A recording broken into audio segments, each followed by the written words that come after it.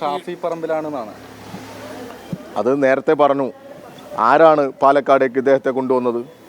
കോൺഗ്രസിൻ്റെ നിലവിലുള്ള കോൺഗ്രസ് ഭാരവാഹികളെ എല്ലാം വെല്ലുവിളിച്ച് ഈ ഷാഫി പറമ്പിൽ പാലക്കാടേക്ക് കൊണ്ടുവന്നതല്ലേ ഈ പറയുന്ന MLA?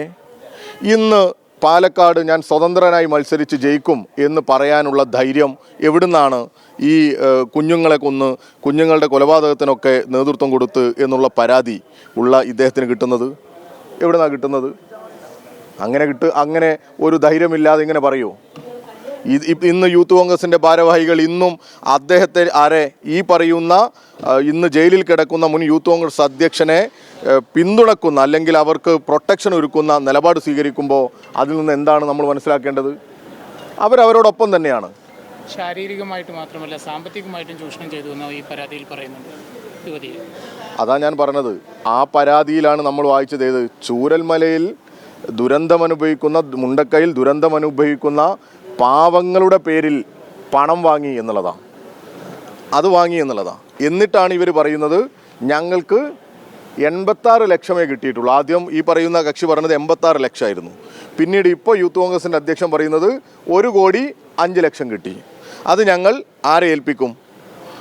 കോൺഗ്രസ് നേതൃത്വത്തെ ഏൽപ്പിക്കും എന്ന് പറയാം. ഇങ്ങനെ ആയിരുന്നില്ല ഇവർ പറഞ്ഞത്. അവർ 30 വീട് വയനാട്ടിൽ ചൂരൽമലയിലെയും മുണ്ടക്കയിലെയും ദുരന്തബാധിതർക്ക് നിർമ്മിച്ചു കൊടുക്കുന്ന പറഞ്ഞത്. ഞങ്ങൾ അന്ന് പറഞ്ഞത് 25-ൽ കുറയാത്ത വീട് നിർമ്മിച്ചു കൊടുക്കുന്ന. ഞങ്ങൾ 100 വീടിന് ആവശ്യമായ 20 കോടി രൂപ കേരളത്തിൻ്റെ മുഖ്യമന്ത്രിക്ക് കൈമാറിയാണ് ഞങ്ങൾ നിൽക്കുന്നത്. ആ സാഹചര്യത്തിലാണ് 1,05,00,000 ഇന്നുണ്ട് എന്ന് പറയുന്നു. നേരത്തെ ഈ പറയുന്ന രാഹുൽ മാങ്കൂട്ടം 86 ലക്ഷമുണ്ട് എന്നുമായിരുന്നു പറഞ്ഞത്. ഇന്നാണെങ്കിൽ ഈ പരാതിയിൽ വരുന്നു വയനാടിനും ചൂരൽമലയ്ക്കും മുണ്ടക്കൈക്കും വേണ്ടി പണം വാങ്ങി. അതും ആരുടെ അക്കൗണ്ടിലേക്ക്? മറ്റൊരു യൂത്ത് കോൺഗ്രസ് നേതാവിൻ്റെ അക്കൗണ്ടിലേക്ക്. ഈ യൂത്ത് കോൺഗ്രസ് എന്ന് പറയുന്നത് ഒരിക്കലും ഒരു മനുഷ്യർക്ക് സാധാരണ ജനാധിപത്യ വിശ്വാസികൾക്ക് അംഗീകരിക്കാൻ പറ്റാത്ത ഇടപാടുകൾ നടത്തുന്ന അധോലോക സംഘങ്ങളുടെ ഒരു കൂട്ടായ്മയാണ് എന്നാണ് വരുന്ന വാർത്തകളിൽ നിന്നൊക്കെ നമുക്ക് മനസ്സിലാകുന്നത്.